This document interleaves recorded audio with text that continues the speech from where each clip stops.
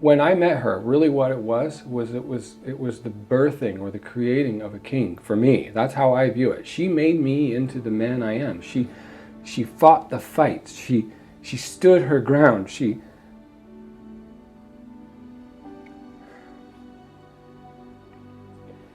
loved me when no one should have.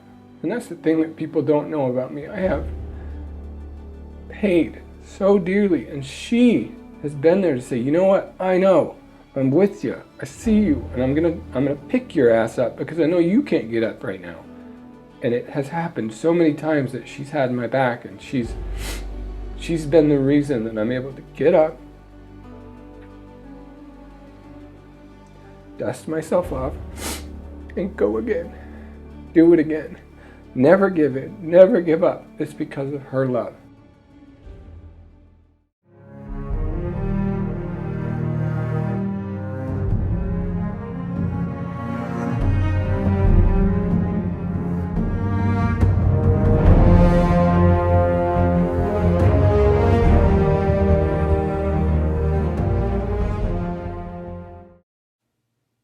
I am Jason Abraham, the Shadow Teacher, 33, professional wellness and sovereignty coach, practical mystic, and warrior of truth and the grand illusion. I am sharing yet another enlightening conversation with writer, philosopher, researcher, master of the ancient sciences and lost wisdom, keeper of the great arcanum, Jonathan Johnson. Jason? So, we've been talking a lot about love. Love is in the air. A wise poet by the name of Huey Lewis once said, "The power of love is a curious thing. Make one man weep and another man sing." And specifically, the kind of love he is referring to is eros, romantic love in that song. And I want to dive into the topic of eros. We talked about, again, son and daughter in a previous video of the Holy Trinity, that the son is actually son and daughter, two halves that come together. We talked about gender in that video, the sacred masculine and feminine coming together. So my understanding is that you and your lovely wife have quite the story of how you met. And that's what I want you to share today. I want to hear about how you and your wonderful wife, Belen, met. Okay. Wow, I wouldn't have seen that one coming, for sure. I was living up north in Montana, and I was living on a ranch by myself during the winter. And it was quiet. Nobody else was living there. It was just me. And I had a friend that I was talking to on the phone, and that friend, I was having challenges that I'd get to feeling pretty lonely, start spiraling into some of the things that I wrestled with. And she said, "I think you need to come see me." And I said, No, I'd rather not. And then a couple of weeks later, she asked me the same question again. She said, "Are you sure you don't want to come?" And So was this friend interested in a romantic visit with you, or is this strictly not so much. It was just friends. She was a life coach, so she was helping me with a lot of stuff and work through a lot of stuff. And she said, "I think you should come." And I said, "Well, I'll tell you what. If I can find the money to come, I'll do that." And so the next day, I went to see one of my collectors, and he bought one of my sculptures, I think. And so then I had my answer. So that night I was praying, and I was asking my guides to let me know. And they basically said on no uncertain terms, they said, "Okay, we need to know if you're going or not, because if you're not going, then we have to rearrange everything. But if you are going, we need to know so we can plan on it." And so I said, "Okay, fine, I'll go." I really didn't want to go. So rearrange everything. Yeah, they had to realign all of the pieces of the picture so that I would, get everything I needed in the trip. They had it arranged. It was like a Arranged for you to meet yeah. a very special person. Yeah, apparently. I didn't know that at the time. But Mother told me, she said, you need to let me know if you're going to go or not. And so I said, okay, I'll go. So I went right to the computer. I booked the tickets. The next day I was still confused as to why I was doing it. And so I got my stuff packed. I was very annoyed by that point because I really didn't want to spend the money I didn't have because I was living by myself out in the middle of nowhere. And I needed the money to live on. So I just said, okay, I'll go. And then I got on the plane. By the time I got on the plane, I was pretty upset because I couldn't see any rationale, you know. And then I picked up the magazine in the back, the chair back in front of me, and I opened the magazine and it said something like, prepare, your life is about to change, or something like that. So you're getting all these synchronicities, essentially. Yeah, yeah, I was. All of these sides saying you're on the right track. Yeah, even a woman walked up next to me. She says, oh, where are you from? And I said, oh, I'm from Montana. And she said, where are you going? And I said, going to Raleigh, North Carolina. And she said, well, that's wonderful. She said, you know what? I think something amazing and magical is about to happen to you. I was just like, okay, how could this get any more obvious? And so I kind of just let go at that point.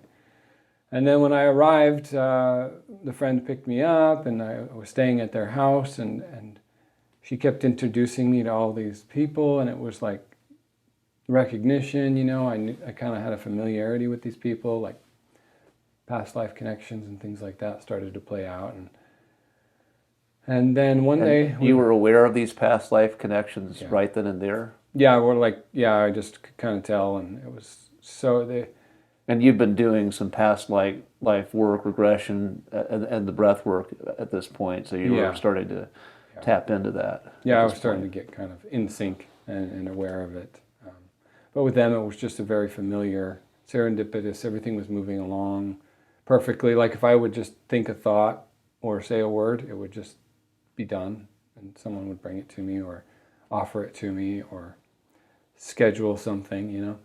And so I mentioned just off the cuff one day we were driving, and I said to my friend, I said, do you happen to by chance know any massage therapists? Because I usually see one once a month or so.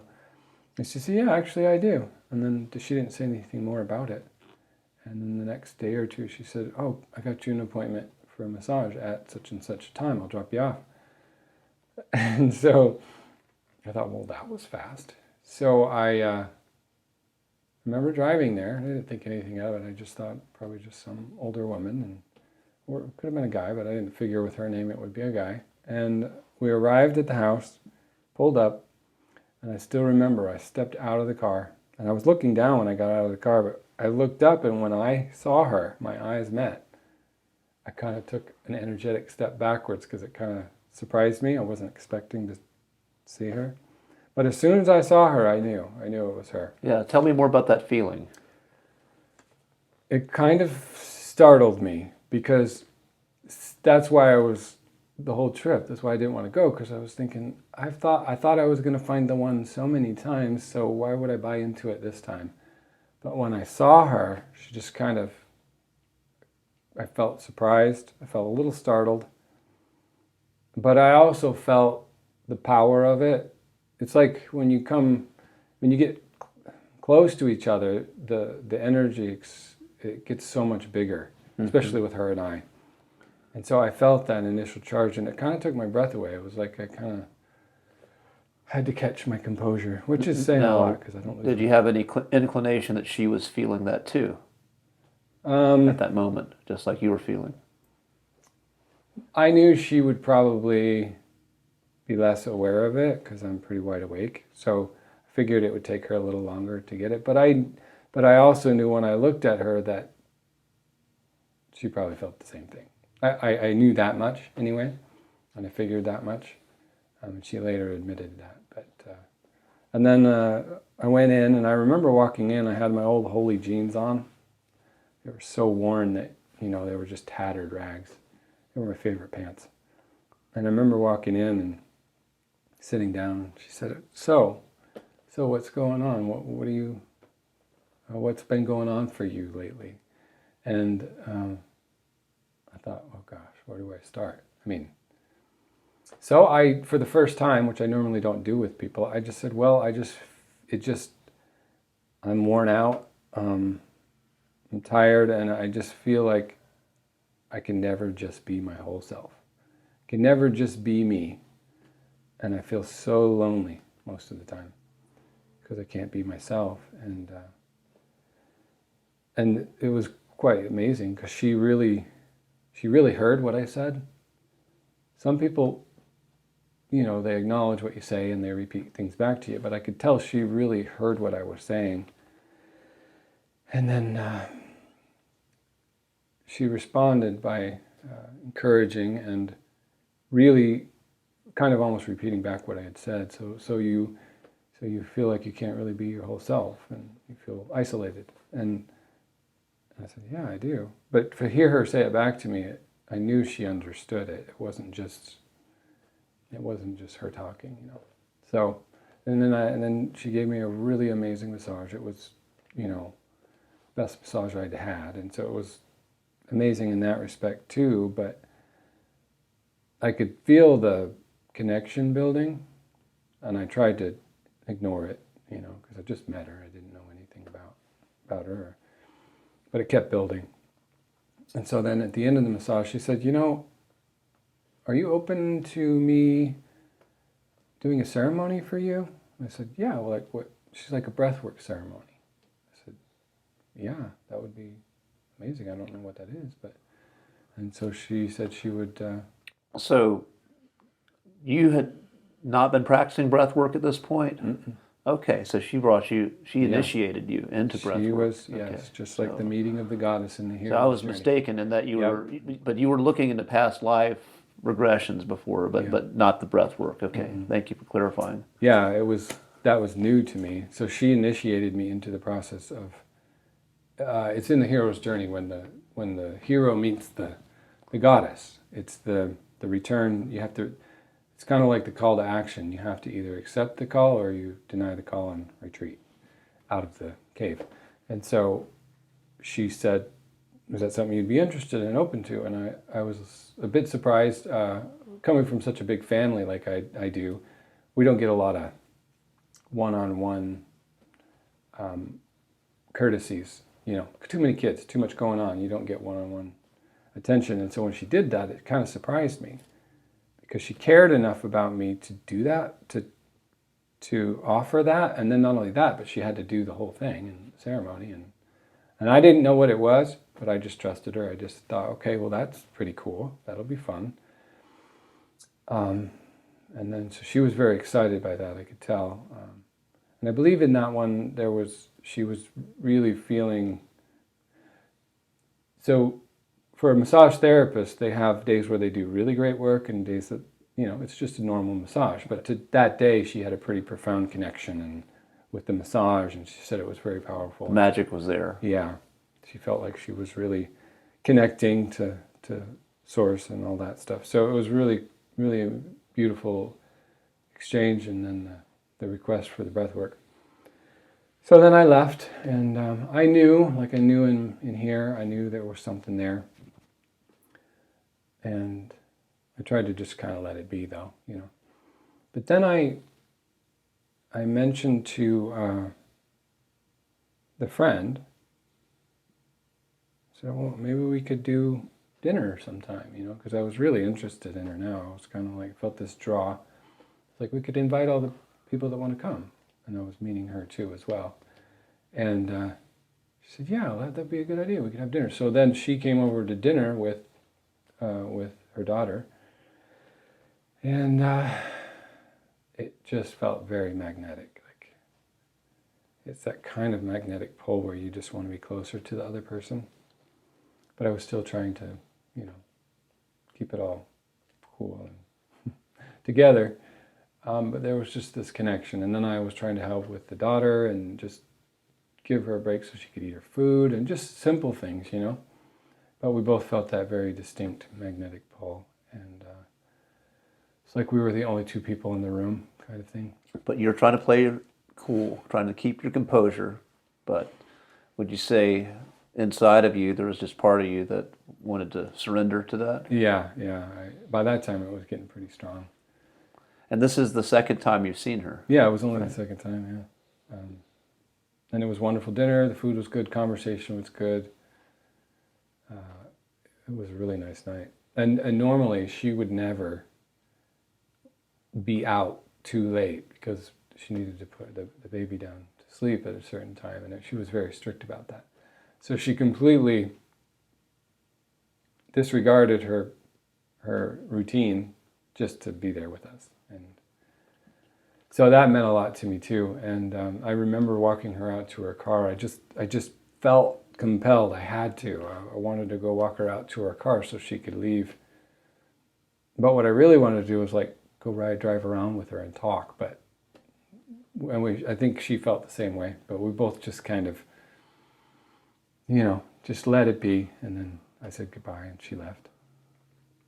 And so then we did the breathwork ceremony came around. All of her friends came, or all of the friends that were involved in that little group. And we started doing breathwork, and it was my first time doing breathwork, so it was my first initiation into what it does, how it works. She guided us through the process. And I think there was 7 people or something like that. It was a small group, but it was nice because I knew them all. And we were all breathing together. She held the whole space. She did all the breath work. And but during that breath work, I had a very profound experience. It wasn't my first connection with Jerusalem, but it was definitely it was a rap at the door for sure. It kind of it was a hard thing to see and to face. And I remember coming out of it, I was just crying a lot, just because of the way I felt after the fact. I don't even remember what I saw. I think it was just slight and subtle flashbacks that weren't like fully in my face, but I do remember something about the death and suffering there. Now, was she able to see this as well? Intuitively, yes, but not in her. She wasn't able to see the images, No. but she could feel some of the. I think she intuitively knew the tension and the struggle. That yeah, that you were I going think through. she could tell what I was dealing with. And this is your past life as that you believe was Yeshua. Yeah, and she was right there, holding space, taking care of me. And then I remember at the end coming out of it, I just felt so alone. Like I remember saying, I just feel so alone. I just don't know where she is. I wish I could find her, because I was talking about my divine counterpart, and I remember her. Was this the goddess Sophia? Yeah, Sophia, and I just remember her. She was supporting me through it, and then I just remember her saying, "It's okay, I'm right here." And she didn't mean it like I meant it, but it still was amazing to hear that at the exact moment that I said that. And that's the moment that I knew. Like I kind of realized the full scope of what was happening, because the sense of home and safety and love and all that was so profound that if I needed any proof at that point, that was it. So, but I still just let it be, kind of. And then we all sat around in a circle, or half circle, and she did a secondary part after the breathwork, which was an honoring ceremony where we all sat on the floor in front of this cool chair, and then each individual would be called up to the chair, and they would sit on the chair, and it was up to all the rest of the individuals sitting around to share the most beautiful, powerful, amazing things about the person sitting in the chair. So they would sit there and express all the beautiful things about you. And I remember that really affected me quite deeply, to be put in and it's funny because I was sitting there just like this. I always do this. I don't do this in this chair just because I'm trying to be civil, but this is how I always sit. I always have since forever. So I was sitting there in the chair just like this, and all these people in front of me were expressing these things about me, and I remember it really deeply touched me and affected me, because I had been unseen for so long in my family and just life in general, with all the people and drama and trauma, and things going on in my family that I never really got one-on-one connection. And so when she did that and everyone had what they had to say, it was genuine. It wasn't like they were just saying, oh, he's a nice guy and he's cool and he does these things. It was very, very deep and very heartfelt. And they really meant every word they were saying. So it really affected me. I felt really loved. I felt really seen and supported. And someone even said, I don't remember who it was, but maybe it was Bill then, I don't know. But someone said, yeah, it's like he's sitting in a throne and he's got this huge oak tree behind him. And I remember at the time how odd that was to hear that, but it felt so normal to me to hear that. I don't know how to explain it. Sometimes you just hear certain things and it just feels like home. It's like you knew they knew you because of the things they were relating to you and the way they were saying things. And so after that, I felt very seen. And I really knew it was her, because there's no one else that would ever do that for me but her, is to really make sure that I was seen and honored and loved and thanked and for all the things I've done. And so I knew it was her energetically. Now, mentally, it still wasn't 100% with both of us, but after that, she closed up, and I said I'd stay behind and help her out. And I helped her pack up her stuff and put everything in the car, and then I said goodbye to her there, I think. And then I got scheduled for another massage, and that massage was way more profound. I couldn't hold it in anymore. So it just came out. I just said how much, it meant for me to be there with her, and that I found her. And then I think at the end of the massage, I actually said, I'm not leaving here without you. And what I meant was, I'm talking, so that's the thing everybody watching these videos should know about me. I'm always talking from a spiritual perspective, not talking from a human or egoic perspective. So if I say mother and father, I'm not talking about my biological mom and dad. I'm talking about my spiritual mother and father. So when I said that to her, she thought it was the other way around. And so we still laugh about that today. But I knew that day. That day I knew. And then I had to leave like 2 days later.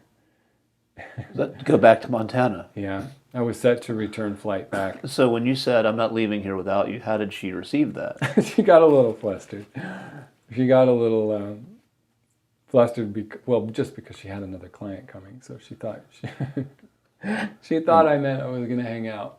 But what I meant was, no, now that I've found you, I'm not leaving here without you. Meaning Earth, meaning this place. But it was. So she's a little flustered. So how did you recover from that? Because obviously you're in a different place. She just needed a little time to adjust herself to what was happening. It was all fine, but. Okay, so you have 2 days left here. What's next? Then I got really upset, because it's like I had just found her after so long. And then you got to go. And I got to go again. So I really got bent out of shape the day before I had to leave. So she got a full taste of my passions, my when I get feeling like I'm not going to get anywhere with something. But she really handled it well. She talked to me on the phone. She really tried to talk me through it and walk me through it. And I shouldn't have been that upset. It's just, it was a lot to not expect it, have it be a surprise, and then I got to go. It's like, what? But I didn't even get to talk to her. I didn't even get 5 minutes to, it's like finding your divine feminine Sophia, and you can't even sit down and talk about it, But it was good, because I got on the plane the next morning, and I stared at the floor of the plane the whole flight, just staring at the floor, thinking about what had just happened, processing it all. And then when I got home, we did a lot of talking on the phone. I still know exactly where I was standing the first time she picked up the phone when I called her. I was standing up on a mountain next to a sage brush. And I talked to her several times. So you called from Montana, or did she call you? I called from Montana. So you called, and she picked up. Yeah, She picked up my phone call. So, can you offer, are these some good one-liners for someone in need of dating help? Wow. I'm just kidding. Yeah, no. I'm kidding on that, but Well, if they're the right this, one. this is an interesting story, though. This is an unusual story. So, carry on. Yeah, so I called her, and then we just kept talking and talking from there. I would go, so I had a ritual. I'd get up out of bed, hit the floor, do my meditation, breath work. It wasn't breath work like the breath work she showed me, but it was just I would sit and that's my meditations. I just breathe. So this was in the first video, this is the initial breath work that you did before this next evolution of it when you were starting to go into your trauma. So this is the original system or pieces of it, I guess, that your spirit had guided you to. Yeah, it actually all started with meditation. I would just get up right out of bed, go hit the floor, and sit in lotus and just breathe. Breathe. Gotcha. And I would meditate, and then I started having flashbacks, and I could see people, different parts of the world, and past life memories, but then I would do my morning thing, with a little bit of stretching, and then I would go up on the mountain. There was a mountain next to our ranch house there, and I'd go up on top of the mountain, and that was part of my exercise for the day. And so I started calling her up there. That's where I always go to make calls, because it's the only place you could get cell phone reception. It was way out in the boonies. And so, and she picked up. You did something. Mm-hmm. There was obviously some connection. She didn't get creeped out by the ultimate claim, I'm not leaving here without you. I'm not leaving here without you. Yeah. So there's the dating. There's the one line. Yeah, she opened right up, and we just began talking, and of course by that time she had time to process, and she was up to speed, and she knew what was going on, though we didn't have all the facts and figures and exact dates and lifetimes and all that stuff, but we knew. So then it just started to open up. We started to be more honest. There was a divine connection there. Yeah, and then we started dealing with the things that we knew were going to be problems, or things that needed addressing before we came back together. Because see, her and I have so much history together that it started right away. Now, are these problems, are we looking at 3D problems of this life, or are these problems from previous lives? Yes, previous lives, traumas, things. And you're going right into that. Energetically. It wasn't an open discussion, but it was, we were just like, it's like as soon as we found each other, it was like we were ready to go at it together with this kind of an attitude. Okay, so so you're having this conversation of words in the 3D, but there's these feelings that are even deeper with the obstacles of something that's from beyond.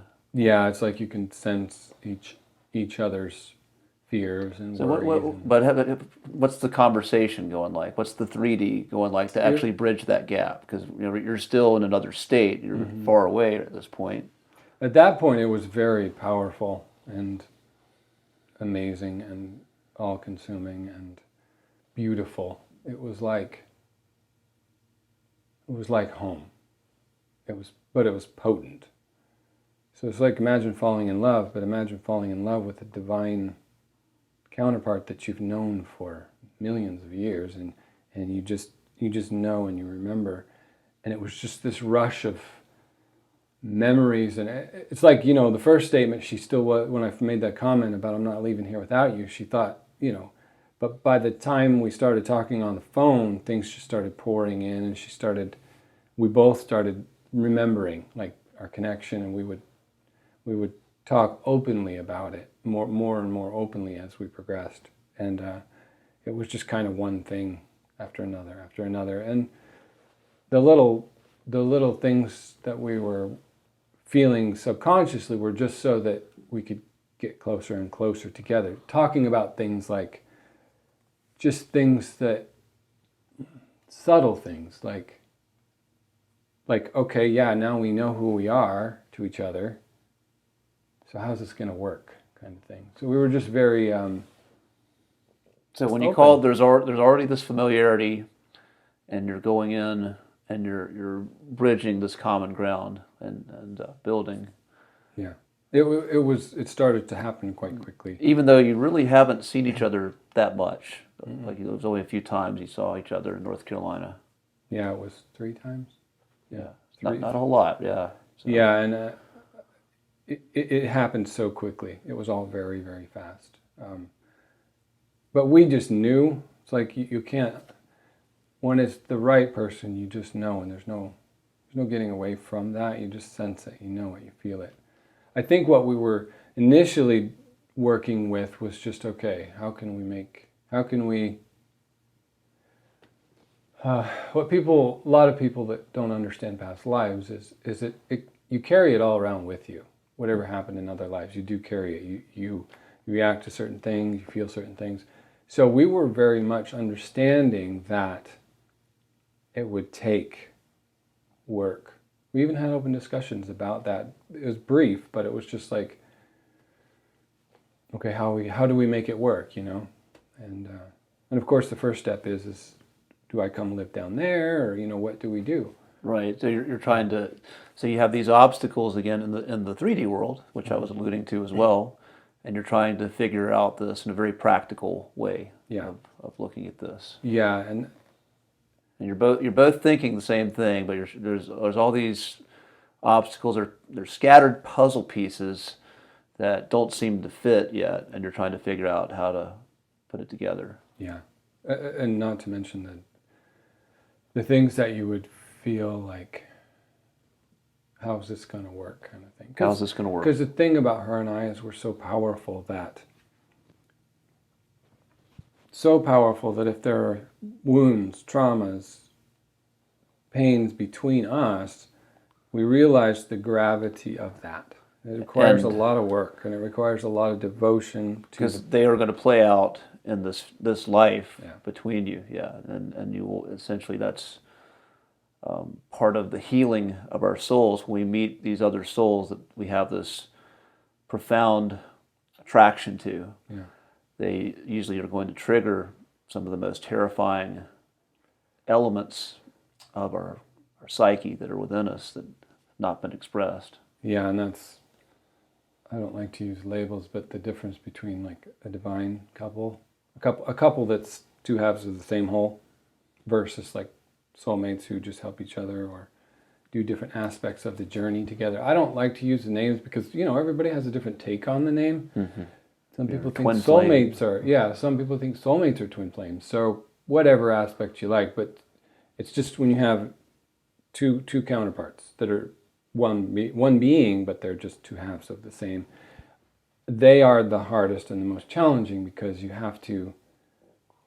Usually you run into them when you've got a divine mission to fulfill or a purpose to do, and they help you to do it. It's like without them you can't do it. They are your. She would be your muse, essentially. Yin and yang, whatever. Yeah, and you would be her rock. Yeah. So that would be the divine feminine and the divine masculine, finding a way to come together and bring the best out of each other. Yeah, I believe it's actually called Hieros Gamos, if I'm not mistaken. I think that's the term everybody's using.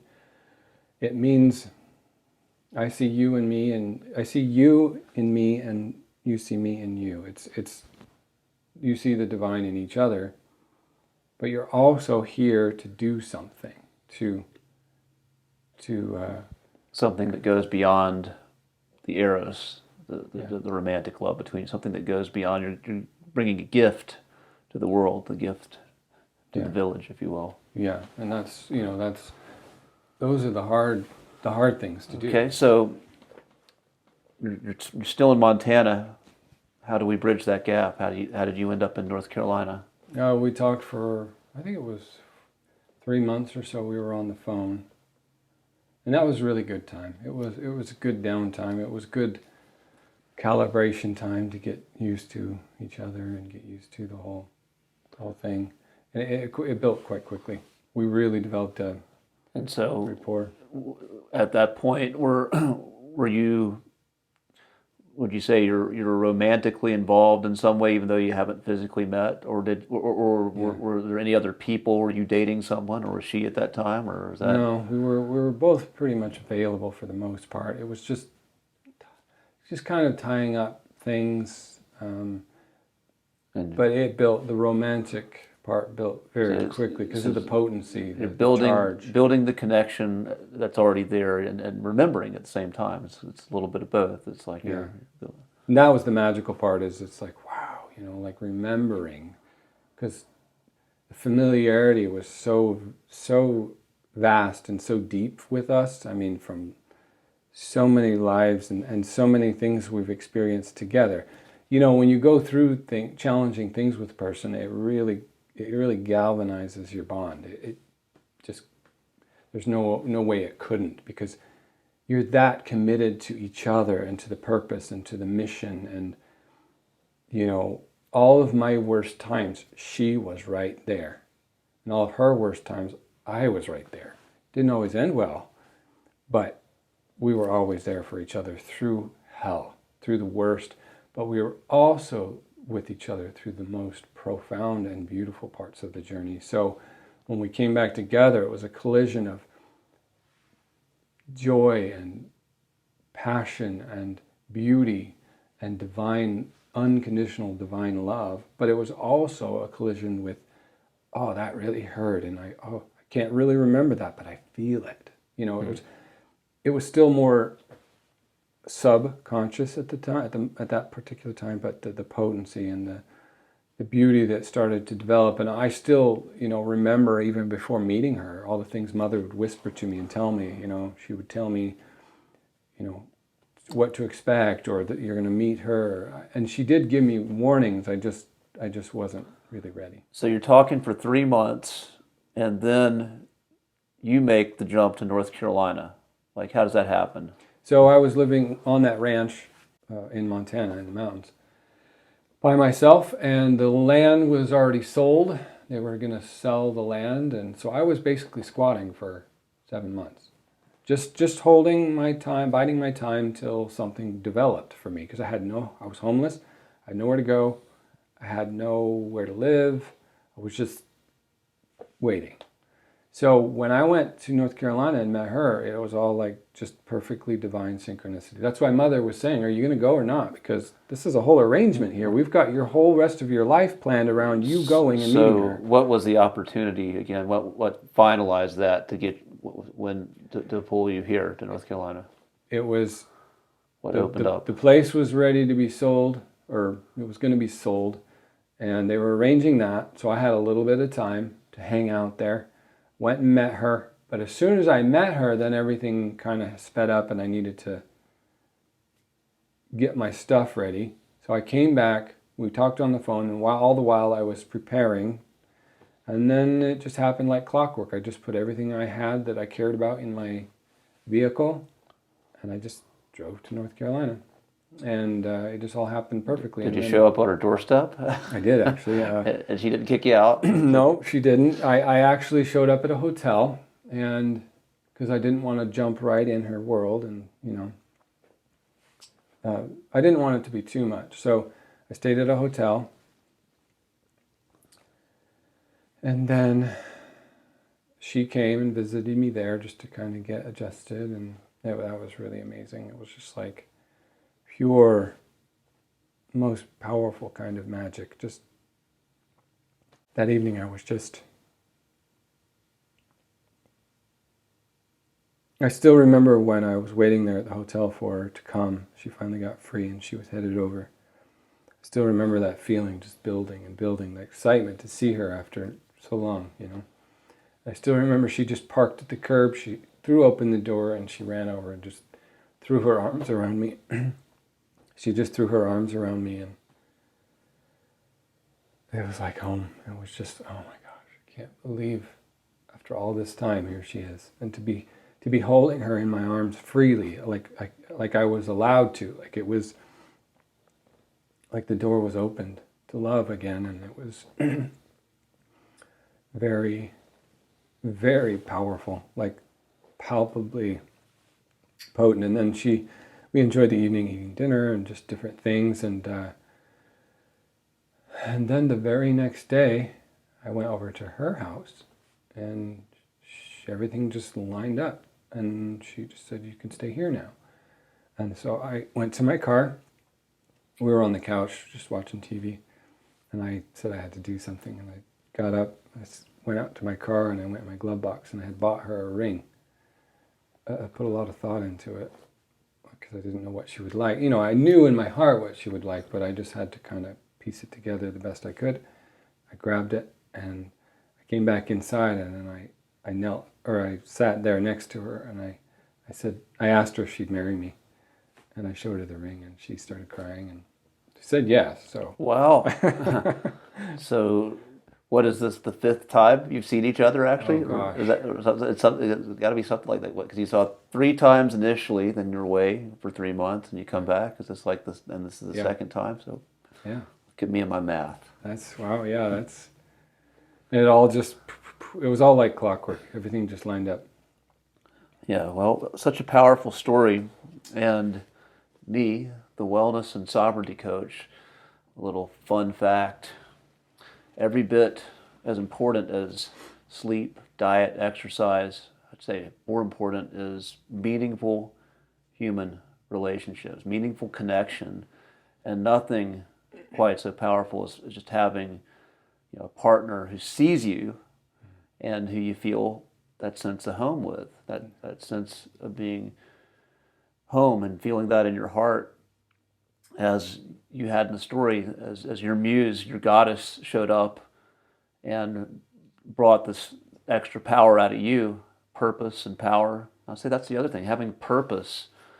People need a sense of purpose in their lives to be healthy and vital, and it was your goddess that showed you that. It was able, by seeing you and being able to hold space for you where you felt at home. That's what I get from the story. Yeah, anything that I've ever been able to do or accomplish is because of her. And I always, my thinking is that when this whole thing's a wrap, that she needs to be sung to in the most glorious way by every angel there is, because Wow. there are some things that without the right kind of love, without the right kind of person,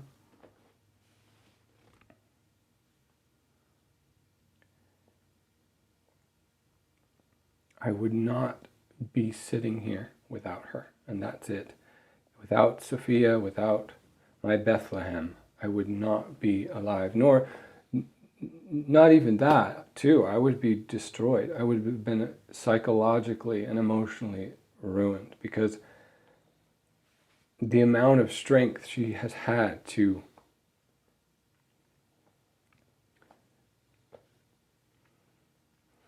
some of the things she's had to watch me endure are beyond anything anyone should have to witness. So every day when she chooses me, every day when she says, I love you, it's another miracle, because she has paid the ultimate price. She has paid so many times too. It wasn't just one occurrence. She has paid every day with everything she has in her, to just keep at it and do it again, even after the worst circumstances and things that have happened. And to me, if we pull this whole thing off, I want everybody to know now, not even when we get home and all the angels are there to sing her praises. I want everyone to know now that it's because of her that all of what everybody's seeing happening in the world right now is because of her. Because she's always been the catalyst. She's always been the thing that creation comes out of. Like I joke with her all the time, she's the one she's source. She's the one from which it all comes out of. She's the cultivator, the nurturer. She holds space for all of creation. All I do is do stuff with it. I make things or create things, or, I act in it. But if I have nothing to act in, if there's nothing to create with, then there's nothing there to be made. There's no wonder and beauty and glory. And to me, I want everyone to know how fundamental and instrumental and absolutely critical She has been to this whole process. Every day I am. When I met her, really what it was the birthing or the creating of a king for me. That's how I view it. She made me into the man I am. She fought the fights. She stood her ground. She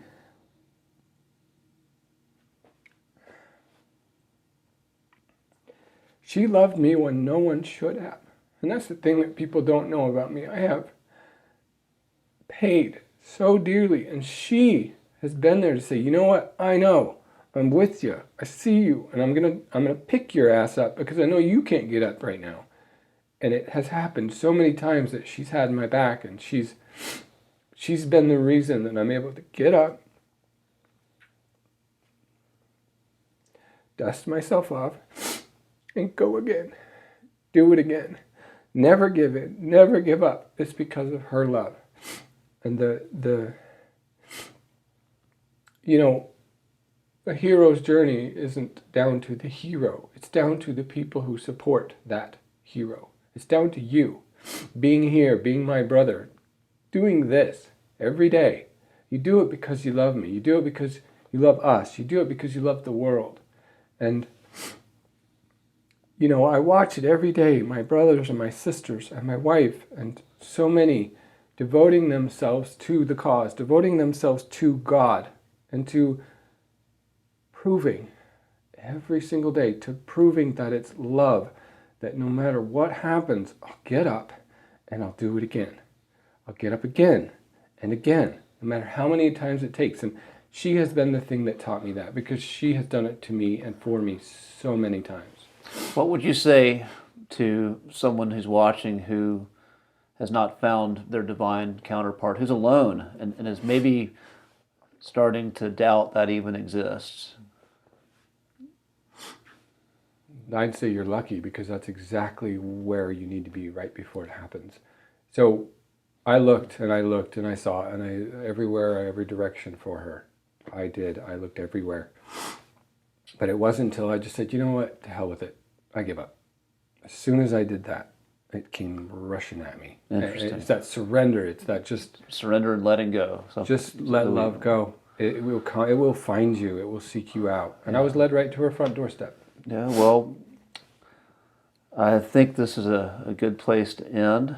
Love is in the air. Love is in my life too. I'm falling in love right now and feeling that as well. And this conversation, I believe, was truly inspired by something beyond. And it's all about love when it all comes down to it. So doing our goddamn best to let love lead the way.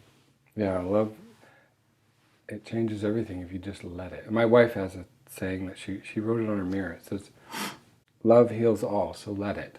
It's basically saying just let it in. Let it in. And I'm finding that with what everybody's dealing with right now.